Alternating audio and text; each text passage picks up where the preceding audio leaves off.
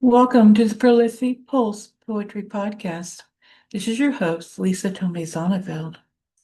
Today's guest will be Loralee Clark. Loralee is a writer who grew up learning a love for nature and a place in it in Maine. She resides in Virginia now as a writer and artist with two awesome kids and a loving husband. She writes poetry and nonfiction. Myth is her love language. You can learn more about her at her website, which will be in the show notes. And today we'll be celebrating the publication of Solemnity Rites in this podcast interview. Okay, so welcome, Loralee. It's so great to see you again. Happy to celebrate your book and the lovely artwork that's on it as well. Thank you. So, how does it feel to have this book in your hand and be telling people about it? Like a dream come true. Yeah. Mhm. I met with my friend yesterday. We write on Mondays over Zoom, and she went, "Look!" And I said, "Oh, you got a copy." So yeah, it feels great. That's wonderful. Well, congratulations. Thank you. So, please tell us a bit about yourself and your journey as a poet. What inspired you to start writing poetry? I remember in second grade, I fell in love with language. My teacher, Mrs. Harrington, handed out this little yellow, oh, gosh, it couldn't have had more than 12 pages in it. And it had a yellow cover, and it was all about homonyms and homophones and synonyms and antonyms. And I just thought, this is magic. And I just remember reading through the book over and over and over again. And I don't necessarily know how I came to poetry specifically. I do know that I used it as a huge coping mechanism in high school. Um, I Anything that I was feeling or going through. Um, I grew up in a very neglectful, abusive household, and so it was safe on the page. And I started turning toward confessional poets like Anne Sexton and Sylvia Plath and Margaret Atwood. And that to me was magic too, being able to work through my feelings and not feel so desolate. Um, and then when I was in high school, I got selected for a gifted and talented course with a local editor. We get packed into a bus and get driven about 45 minutes into the nearest city. And I loved being able to write and showing other people and getting feedback. So I took a college course when I was in high school, a night class, and and that led me to get a BA in English with a concentration in poetry. And I went to the University of Maine, and my advisor was a student of May Sarden's. So I was just enamored and hooked. That sounds like a wonderful education experience. Oh, It was. yes, I love the play with words and the whole synonyms and homonyms and all that. I refer to the thesaurus a lot, and The thesaurus is my Bible. yeah, it's precious, and I'm glad that the internet has made it possible to have access to all these things too. That's Yes. amazing. And the emotions thesaurus, I have that, so it pulls up different emotions. So Oh, yeah, picked it up. I saw someone had it and I had to have one. I So need to hear about that. yeah. Well, it's the name of the book, The Emotions Thesaurus. And it's wonderful. Gives you all kinds of new words Yeah. that you may not have thought of at the moment. So, deals with emotions. Pretty cool. Yeah. You look up an emotion and then it kind of gives you some ideas of what you might use. So you don't get stuck in the same old rut. Yeah. This is part of what it's about is kind of being a creative and coming up with something metaphorical. And so yay for that, huh? Resources. They have Thank some you. other the same company put out some other thesauruses as well, different things too. So, of course, congratulations on Solemnity Rites. And Thanks. how would you describe Solemnity Rites? Solemnity Rite, I'm looking over here because I have my book with me. Solemnity Rites is a book where I wanted to answer the questions of what makes us human and how do we practice our humanity. Um, just looking at all the long history, um, and a little bit into prehistory. I'm so curious about what we don't know and what we sometimes overlook. So, yeah. Kind of like you look behind the background history of something. Hmm. Very deep book. Now, kind of creative process do you go through when you're writing a new poem? Do you have a certain technique that you use, or I find it falls into one of two categories. If I'm a cat, which is like there's two ways to say you're a writer. Like a lot of times people are, they just wait for inspiration to hit them and then they write. And I think of that as a cat. If I grab at some quick inspiration and I write in my notebook, um, I usually get a pretty full skeletal outline of what I'm going to write about. And then I can go back and fill it in or refine it or, oh, that's not quite the word or develop a metaphor more. Or sometimes I'm a bull where I just keep going and going and going. And that's when I do a lot of deep research. I have kind of an amorphous idea of what I want to work on, but I research and I play with language. And then when I feel like I have a general idea of the story I want to tell or how to go about uh, bringing an image to life, then I'll sit down and begin writing. So I kind of approach it two different ways, and it depends on how I'm feeling, and it also depends on um, whatever the topic is that I want to write about. But those are generally the two ways I approach writing. sounds very similar to what I do. Yeah. Well, we have that in common. So your artwork, the Mm. cover art and internal art of the book is absolutely beautiful. I'm interested to know, oh, you framed it out, everything. That's your original art That's the there. original art. Yeah. That's beautiful. Oh, You'd thank given you. me a couple of pieces to choose from, Mhm. and we had a unanimous um, agreement on this one. And then the fun thing is that you and I sat down together and designed this cover. Remember how we sat in the Zoom meeting and, I do. and we pulled up the lettering and everything, got the color just where we wanted it and everything. It was so much fun to do that. I love doing things like that. It's team cover making. Collaborative I work is always fun.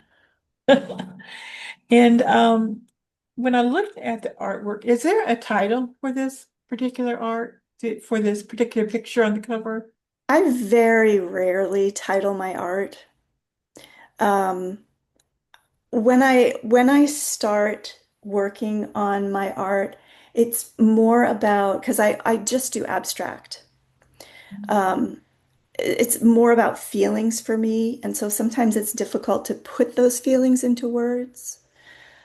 So very rarely do I have a title. That has no title. I title it Solemnity Rites now. There you go. Well, it's actually has elements to me of nature. Mhm, And when I look at it, I mean, I see what could be a sun. I see what could be the flowers, maybe even a fence. mhm. Um, but it could also be, a big bulb and other items. I think it's gonna be interested to have a little meeting together of minds and everybody study the cover and come up with it without maybe hearing everybody's and then doing a sharing. Wouldn't that be fun? That would be awesome. I love doing that with, like, I love ekphrastic poetry like that, where you take another Mhm. piece of art and you create a whole new world with it. Um, Yeah. yeah, I thought about for Solemnity Rites, I thought about the symbol making and how humans, since at least that we know about, we've created circles to symbolize lots of different things. Um, for what we know, mostly it's the sun was the first circular symbol, and um, I just am enamored. I mean, I've been doing circles for going on 3 years now. Like I just find inspiration in it endless. You have that commonality with another artist that I know, Pratibha Savani. I don't know if you know Pratibha. She's a No, poet and a writer, and I mean poet and writer and artist. And I met her like at a podcast I did with her, and have worked with her on some things, on some projects. She incorporates art into her poetry work. So when she created her book with her brother, it just blows my mind what they did with the art and the poetry, and it's just amazing. And it makes me think, and she likes to work with the different shapes and what she does to weave them into words. And it's her whole thing is the Prativa poetry art. And so it kind of remind me of her. But the two of you would have fun together creating something. probably. Um, yeah. So do you find that there are any recurring themes or messages in your poetry? And if so, what are they? Yeah, my husband always jokes with me, if there's no viscera, blood, or placenta, is it really a poem that I've written? Um, and there's an element of truth in there. I mean, he jokes, but yeah, I very much focus on the body, nature, science, myth, family dynamics. Um, I write all in free verse, but I tend to be very nature centered. Um, yeah, no matter what I'm working with or trying to describe, I always come back to nature as the inspiration. So definitely those recurring themes. Mention to some of the artists that, some of the poets and writers that have influenced your study of poetry and writing. Um, what do you envision as your target audience for this book? I think anyone who's curious about history or culture, Mhm. definitely other poets. Um, yeah, anyone who just has an open mind about what does it mean to be human? And so connectedness to humanity Yeah, and what that's all about. How do you feel about feedback or criticism of your work? I love it. Um, I have always tried to be part of critique groups. Mhm. Um, I've been putting my poetry out to be looked at since I was a teenager, rigorously in college, of course. Um, and I'm currently in a poetry group, and I am in pretty constant contact with 7 different poets, and we workshop and critique each other's work. So I just feel like fresh eyes are an amazing ingredient to poetry's alchemy, um, because there are ways that you're thinking about things or things that are so common knowledge to you that you don't realize necessarily how you're presenting it to other people. So to be able to get that kind of feedback and constructive criticism is invaluable. Yeah, Yeah, I can't say enough about critique groups. I find them to be very beneficial. I think it helps to have other eyes on our work. definitely. I have friends that we run stuff back and forth, with each other, and I used to belong to a steady, more steady critique group, and they really helped me so much with understanding where my weak spots were and my strong spots. Yeah. And so now I feel a little more confident, about my writing being read by other people. I was really kind of scared for too many people to read too much of my stuff because just a little bit here and a little bit there. But after going through the critique groups and doing a little more education and then um, going over my works more and more, feel like I'm just feel more happy about sharing it with other people. It's a very personal thing to share your work. Especially, I think, poetry or nonfiction, because Mhm. there is that element of, laying a part of yourself open. I mean, even though there are elements of fiction in poetry, it usually comes from a very personal, rooted place, why you chose the subject or why you chose to say it the way that you did. So yeah, it can be. Um, it's really important to be with a group of people that not only are respectful of who you are as a person, but also have a really good understanding of the elements of writing so that they can give a good critique. I mean, I love my husband to death. He is a theoretical physicist. And when I show him a poem, usually he goes, "That's nice," or "Where's the placenta?" He doesn't have that background element to be able to give you the really structured criticism. And so, yeah, it's really important to find safe, knowledgeable people to do that with. Yeah. And it's a good thing to have that balance with your partner. He has his thing, you have your thing, and I think sometimes that's the good thing. I know that myself personally. So my husband will look at every book cover and give me critiques on them and stuff, really helpful Mm. critiques, especially since he's colorblind. And so he lets me know if he can't read something, because if he can't read something, some Ah, other people won't be able to read it either. So right. fonts, colors, yeah. So that's why I prefer to use the fonts and colors that I use in the books. So yeah. So what are your plans next, Miss Poet and Writer? Well, I have ADHD, so I kind of have to always be balanced between having enough to do so that I don't get bored Mhm. and having a regular enough um, uh, routine so that I don't just go off amorphously into rabbit holes, right? So I have kind of a 5-point system I work with.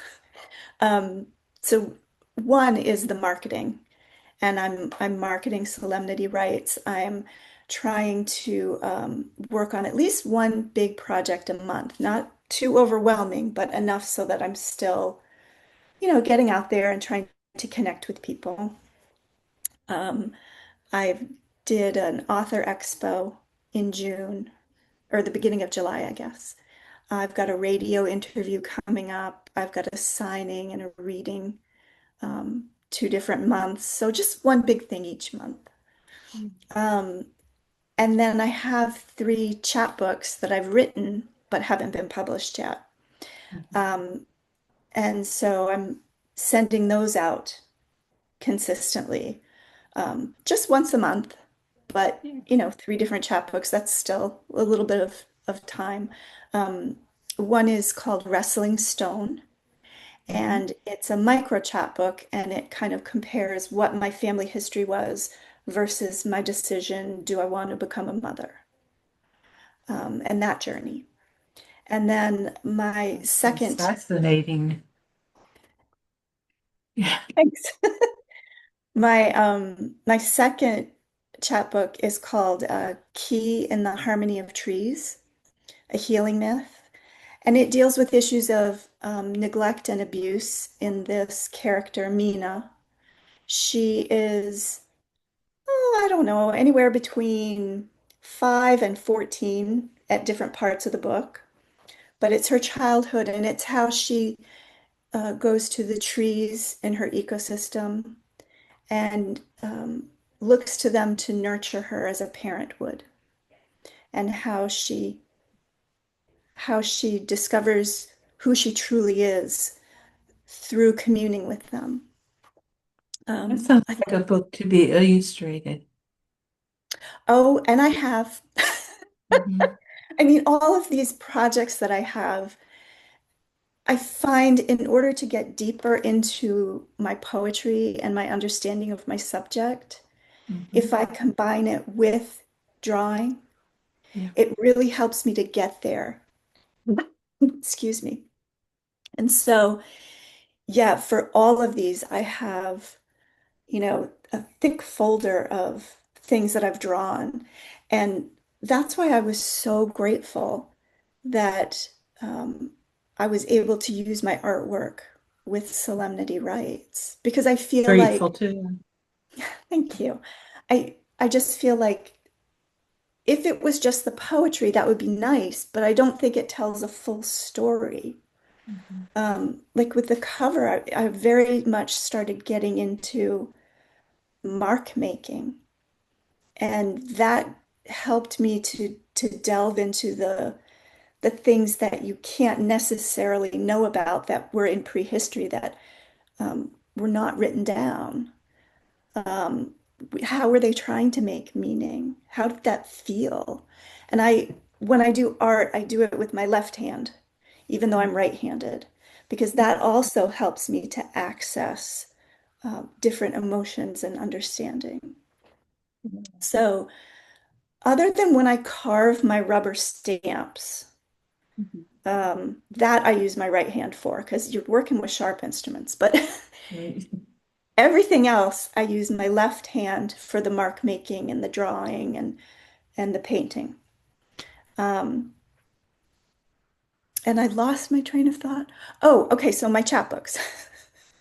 So the third one is Neolithic Imaginings, a mythical exploration of the unknown. And I have a couple of those poems in Solemnity Rites. I look at Neolithic monuments all across Europe. I only picked out, I think, 16. I mean, there are, hundreds upon hundreds. And each poem explores different spiritual, mechanical, ceremonial, or landscape questions in connection to the different cultures that were gathering in Europe at the time during the Neolithic period.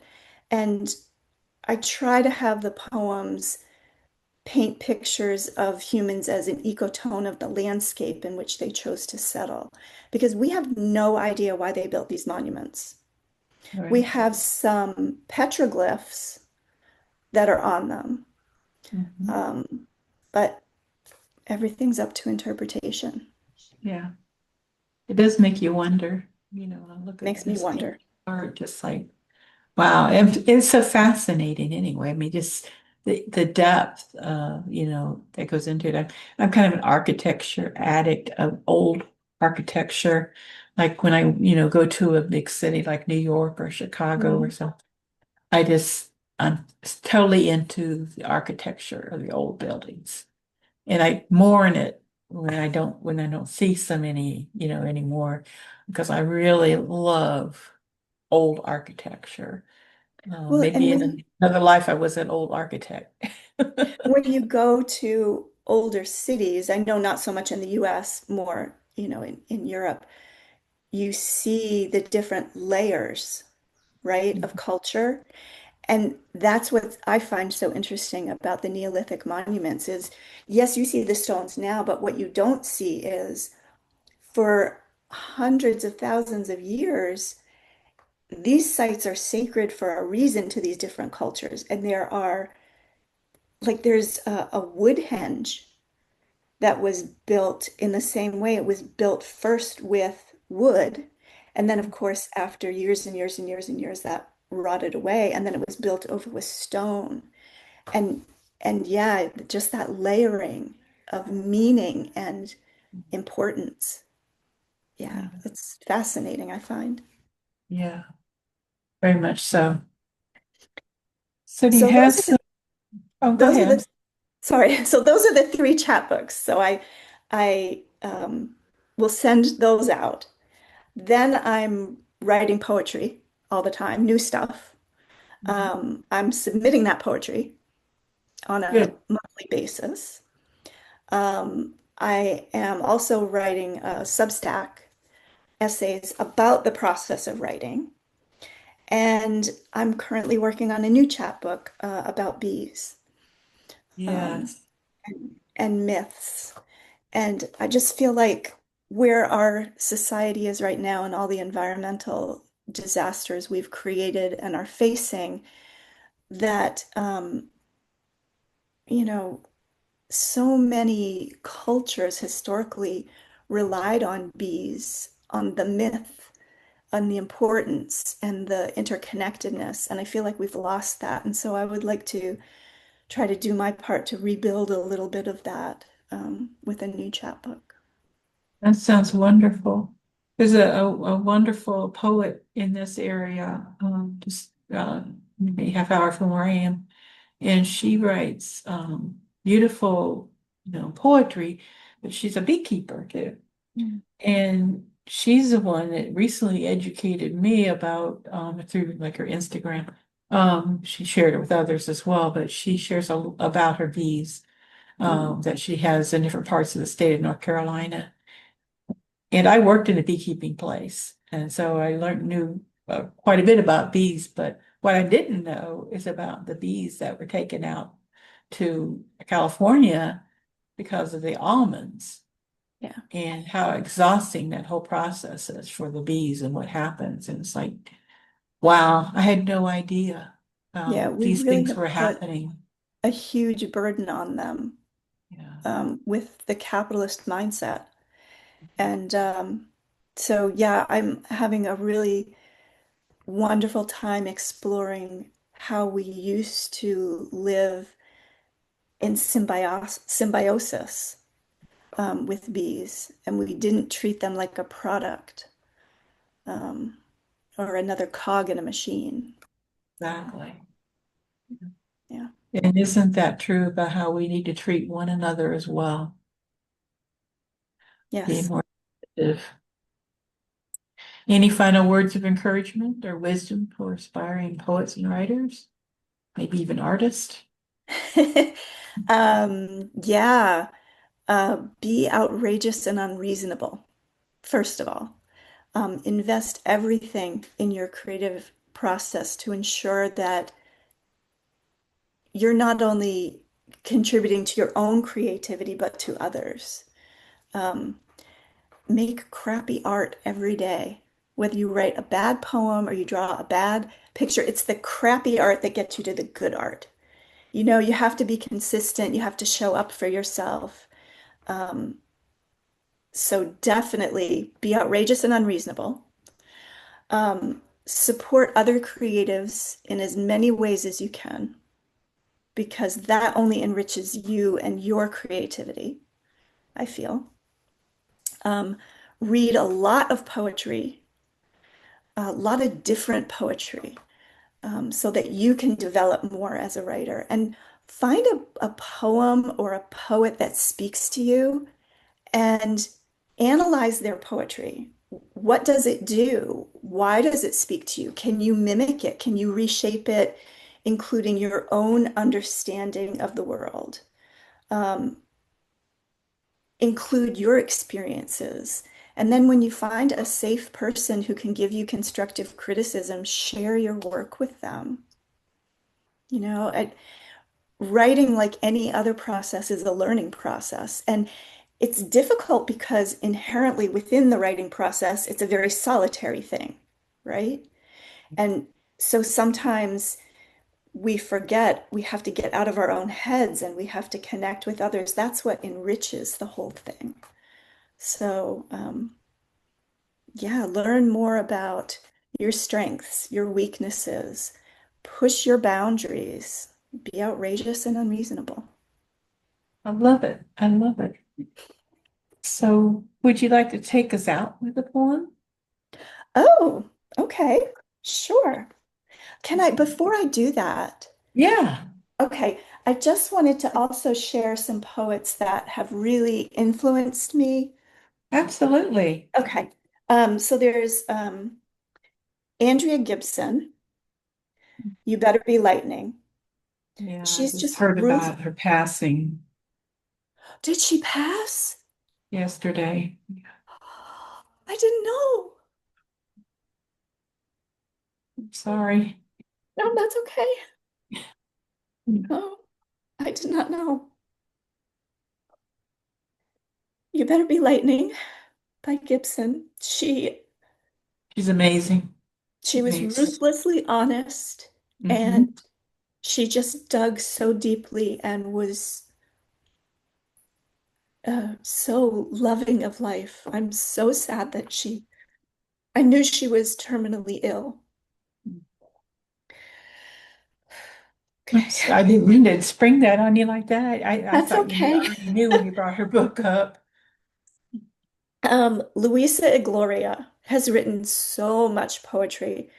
She is an amazing teacher, an amazing poet. Her latest book is Call Bearer. Um, she teaches at ODU and she also teaches at the Writing Center in Norfolk. Um, so yeah, she's lovely. She's wonderful. Um, Catherine Larson um, is a scientist and a poet, and so I deeply connect with her because I was raised by scientists. Um, see, we had a zoologist, a chemist, a botanist, and an entomologist. Those are the two men Wow. that had a really, and then my husband is a physicist, so um, Orozka, I hope I'm not butchering her name. Um, I just love her perspective. Um, and then, um, sorry, it's backwards to me when I look at the screen. McCanna, I love her take on myth and how she weaves that into her poetry. Um, Layli Long Soldier is amazing. Um, I love her poetry. I love her political stance, her indignation, her fierceness. Just a lovely poet. And then Patty Ann Rogers. She weaves nature and science into poetics so seamlessly. I love what she writes. And yeah, shall I read something from Solemnity Rites or shall I read Yes, something? just Yeah, whichever one you want. okay. Ooh, give me a sec. I'm just not. Well, I'll do Gobekli Tepe. Okay. Um, so I was wondering what were the beginnings of historical storytelling? So much of humanity's history is oral storytelling. And Gobekli Tepe in Turkey is one of the first, um, I mean, it's not a book because it's made of stone, but it has carvings on it of constellations. And so I'm questioning what stories were they trying to tell with these? And I imagined a myth of these people um, and why they built Gobekli Tepe. So, Gobekli Tepe. This is the story of the people who studied the endless above, who opened their hearts to the endless above, the lineage of Natufians and their progeny, constructing observatories as an equal-sided triangle, holy geometry, the first pyramid, flat and strong in its creativity. This is the story of the people who saw in the stars the animals, the shapes of purpose, constellating themselves as pictures of the night, bright like the moon's body. This is the story of the people who shaped their bodies as songs to be sung together, whole, as the moon grew and shrunk in rhythm, stood in this place to converse with stars, mapping the perpetual cycles of sky. And when the endless above crashed into the earth, when heaven's stars caused fires and a great flooding, the waters pulled stones from the mountains. Roots were pulled from the mountains like sheaves of emmer, and soon all was eclipsed. The people too went dark. Their throats stung, the endless coughing. They spat and shat ash, eyes flowing with tears, baskets of dried turmeric emptied long before they had finished dying. Had they not heard the endless above singing? Had the people not heard the vulture, the scorpion well enough to understand this impending doom? Surely the sky had warned of its disaster, fire, flooding, storms, and darkness. The people had not been prepared as death came hot and fiery, currented, sudden, and strong.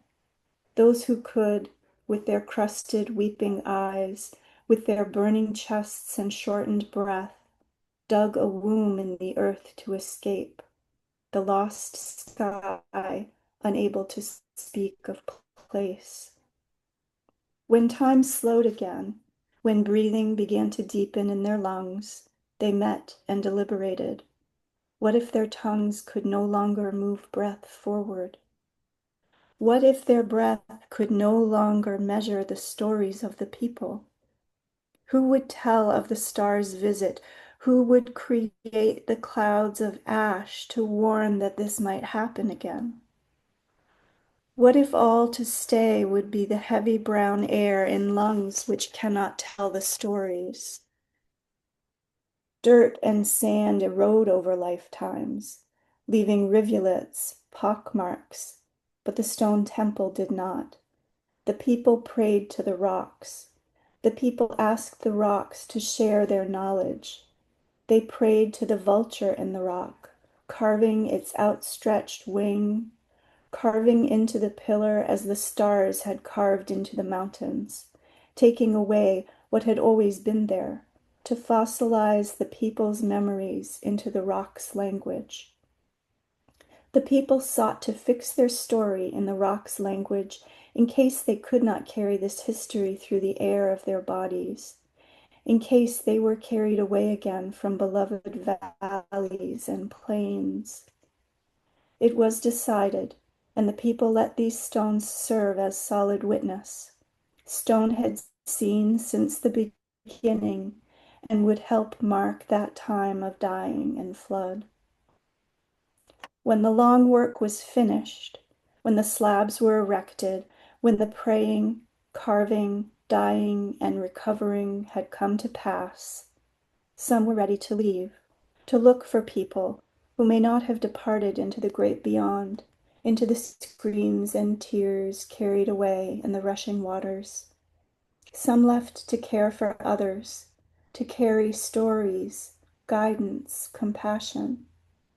Tall and sure, some carried these tools, arms open like pages ready to be read, to look for stones, to teach others to dig and mark, place and carve the noises living on our breath, to pass the knowing into the stones, mirroring the time when the stars themselves kissed the ground, pushed chaos into becoming.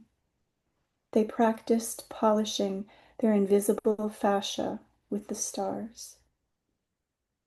Beautiful. Thank you so much. Thank you. Do you have any parting thoughts? This has just been a wonderful experience, Lisa, working with you and entrusting my vision, my words, and my art to you. And you just have treated it so wonderfully. Thank you. Well, thank you. Appreciate that. And it's been likewise a pleasure working with you.